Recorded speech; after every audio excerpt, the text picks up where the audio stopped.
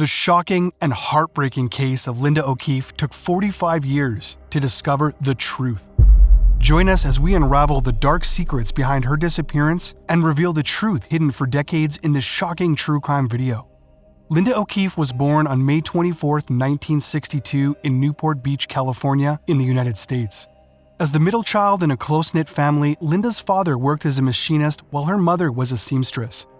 Linda had two sisters, an older and a younger one.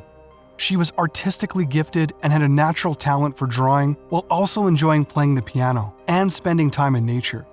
Usually, she would ride her bicycle to school, but on July 6, 1973, her piano teacher, who lived a few houses down from Linda's family, gave her a ride to school. Linda was a responsible and self-sufficient child who always prioritized her piano lessons and made sure to reach school on time. One day, after her class ended at around 1:30 p.m., Linda used the school phone to call her mother at 1:36 p.m. to request a ride home since she did not have her bicycle that day. However, Linda's mother was working from home and did not want to be disturbed, so she instructed Linda to walk, even though the distance from school to home was a little over 2 kilometers. Linda was upset and even shed tears after hearing her mother's response. The school secretary felt sympathetic towards Linda and considered giving her a ride home, but unfortunately, it was impossible, as the secretary needed to go in the opposite direction. After leaving the school, Linda sat outside the building for a while before embarking on her route home. Although it should have taken her only 30 minutes to reach home, she was delayed for some reason. At first, Linda's mother did not panic and assumed that Linda was hanging out with her friends and went for a stroll.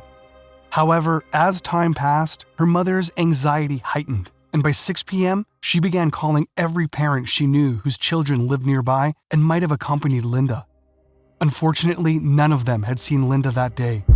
When Linda's father returned home from work, the family decided to go out searching for her. They combed through the entire neighborhood, including the path Linda usually took from school.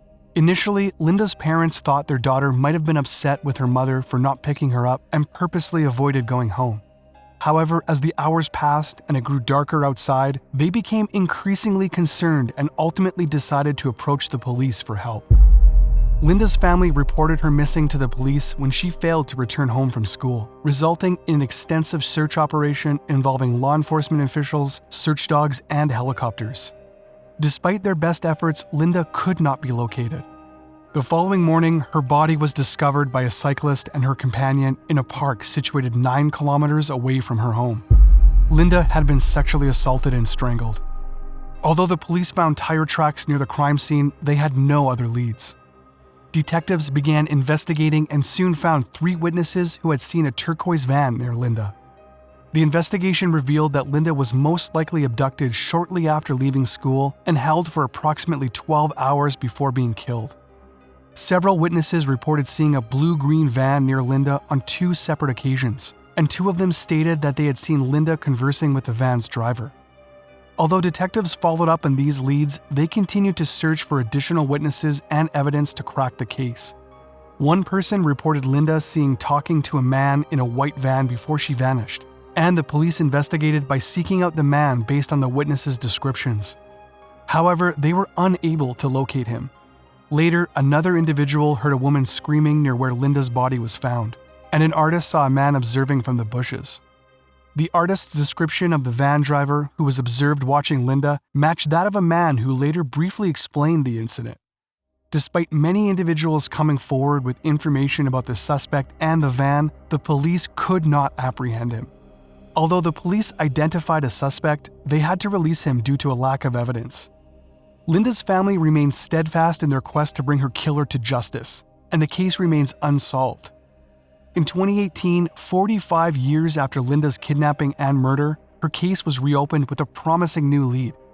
Detectives used DNA found at the scene to create a portrait of the suspect's face, which they shared on social media, reaching over 7 million people worldwide.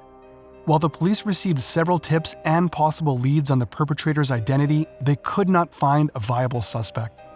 The investigators utilized Parabon, a DNA analysis company, to track down the killer's relatives through his DNA, ultimately leading them to James Allen Neal.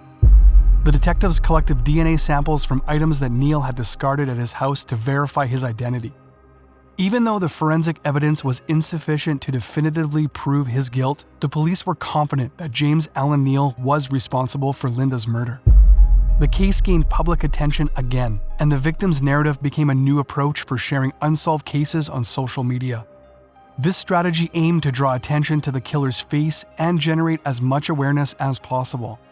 Despite James Allen Neal's history of committing minor offenses like breaking into homes during his teenage years, dropping out of school, and struggling to maintain employment while constantly moving from one place to another, the case remains unsolved, and the search for justice for Linda O'Keefe continues. James had an extensive criminal history, having been arrested more than 12 times for theft, car theft, and robbery. Still, he usually received minimal punishment and returned to his old ways. Detectives later found that James may have been involved in dozens of child abuse cases but was never held accountable. He was suspected of at least 5 more similar episodes in which an unknown man in a car abducted girls from the street. James was later arrested for Linda's murder, which he denied, but the court found him guilty based on DNA evidence on the victim's body. Investigators found several hard drives containing illegal materials, photos, and videos on James's smartphone and computer. Despite the passage of 45 years, Linda O'Keefe's story serves as a reminder that justice can be delayed, but it must never be denied. Thanks for watching, and don't forget to hit the subscribe button for more amazing crime stories like this one.